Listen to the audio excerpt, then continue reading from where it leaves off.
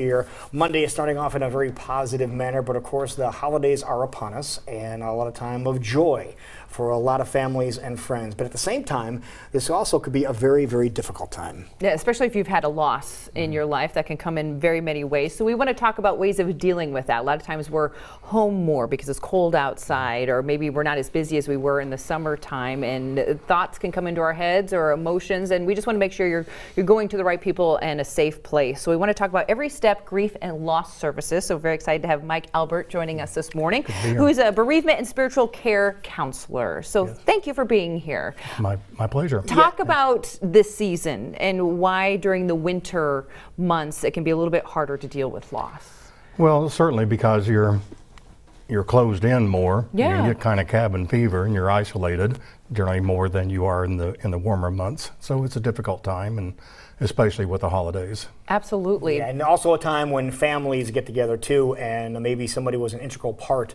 of a family that is no longer with us. And a lot of times of the year people stay busy, but this time of year you get together and you come to the realization that person's no longer there. And this is a time when you guys really can come through. Right. And that's one of you talk about the person that's no longer there, and that's one of the important things, is to address that empty chair. You know, when I had a lady in our group last year that said at Christmas time, you know, the family wasn't talking about her husband who had deceased, and she said, you know, we just need to talk about Dad, and gave them permission to do so, and that just kind of opened up the gates. Is the biggest misunderstanding with some people that may have lost somebody that was, again, and if you lose anyone, that, oh, it gets easier with time. A lot of times it doesn't get easier with time, does it?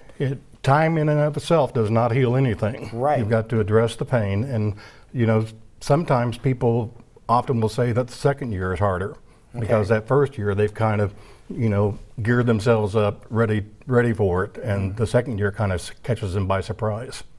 What is your biggest recommendation if you're in that situation, or if maybe when you ask how are the holidays and a friend comes back and says, well, it just wasn't the same because my grandma wasn't there or my mother wasn't there. Is there a good response to that? Because sometimes you don't always know how to respond to things like that.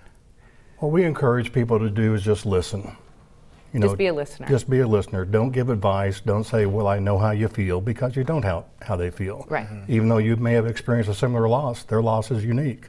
And so, you know, say things like, you know, share a favorite story, a favorite memory of your loved one with me, and just give them permission to talk. That's a great idea, because you know, personally, it's coming up on 30 years since we lost our mother, and still to this day, the holidays are one of the most difficult times of the year because she's not there. Right. But again, I like the idea about sharing the stories and talking about it, and not ignoring it and not pretending it didn't exist.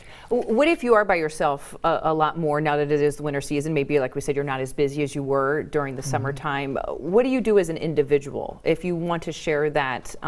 Do you recommend going to a group? Do you recommend writing thoughts down in a journal? What's the healthiest way to do in that scenario? Yes. Oh, okay. Well, yeah, perfect. All of the above. Okay. It's so important to reach out to others, to not just kind of sit back in your own isolation, but to reach out and, you know, call somebody. If you can't get out, just call them on the phone and talk. Now, what about somebody that's in a family that is trying to go through some of these steps, and they are doing some of the things that you mentioned, but they have a loved one or a friend that is isolating themselves? What's the proper way to try to get them back involved? Again, just reach out to them, give them a call, say, hey, I know you're going through a tough time. I don't understand everything, but I'm here for you. And I just want to support you, and I'm just your friend. Yeah, just positive things to say. Maybe don't do it just once. Maybe you need to reinforce that a couple times. You know, even say, hey, how about getting together for a cup of coffee? Yeah. Yeah, absolutely. But we do want to let everybody know this morning that there are some wonderful groups that you are a part of that we want to make sure people are aware. So if they are looking for that kind of embracing group out there, there's something as easy as a memorial gathering all across the great state of Iowa. Can you talk about what those are? Next Thursday, we have a memorial gathering down at Amanda the Panda, which is on 18-something Grand Avenue. Yep. And you know, that's a Center for Grief and Loss, and they have a memorial gathering called Light Your Way, and it's an opportunity. People will light candles and share stories about their loved ones. We also have one here in Des Moines on December the 6th, And my area, Winterset and Osceola. Osceola, we have one tomorrow night at 6 o'clock in Osceola, and then next Tuesday at 6 o'clock in Winterset. So we have groups going on all the time, memorial gatherings, support groups, and various activities that people find very helpful. And what, about an hour, hour and a half?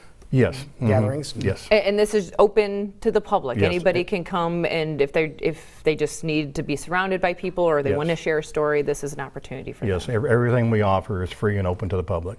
Love hearing that. And as you said, light your way through the holidays. That's coming up Monday, December 10th, where you have an opportunity to light a candle. And remember, maybe if you're not one of those that's very vocal about what is happening in your life right now, you can still show a way that you're mourning by doing a candle. Yes, and people find that if they're around others that have experienced loss, that sometimes they will begin to open up and talk more.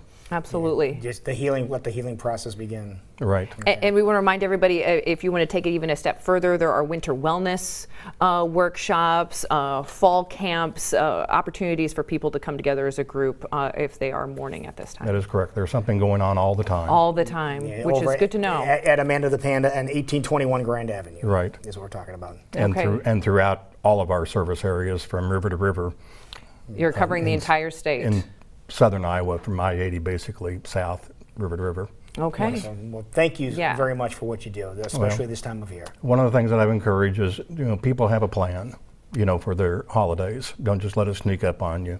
Have a plan, take care of yourself, do what is good for you, and you don't have to do everything.